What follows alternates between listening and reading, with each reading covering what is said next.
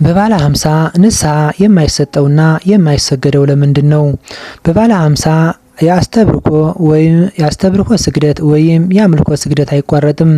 የማይሰገደው የንስሐ ስግደት ነው። በባለ 50 ንስሐ የማይሰጥበትና የማይሰገድበት ሁለት ምክንያቶች፣ አንደኛው ትንሣኤ የነጻነት ምልክት ስለሆነ። ስግደት የሰው ልጅ በኃጢአት ወድቆ እንደነበርና ምሕረት መፈለጊያ መንገድ መሆኑን ያሳያል። በትንሣኤ ግን ክርስቶስ ከኃጢአት ባርነት ነጻ አውጥቶናልና በደልንም ደምስሷልና ስግደት አይሰገድም። ስለዚህ የተፈታ እስረኛ በደስታ እንደሚቆም ሁሉ ምዕመናንም የነጻነታቸው ምልክት ሆኖ በእነዚህ ቀናት በቆሙበት ያመልካሉ እንጂ የንስሐ ስግደት አይሰገድም፣ ንስሐም አይሰጥም።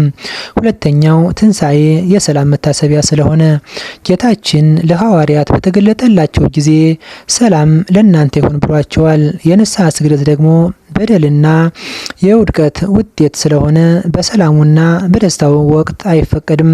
በአጠቃላይ በባለ 50 አለመጾሙና አለመሰገዱ ሕጉ ተሽሮ ሳይሆን የክርስቶስ ትንሣኤ ያመጣልንን ሰላም፣ ደስታና ነጻነት በተግባር ለመግለጥ ነው።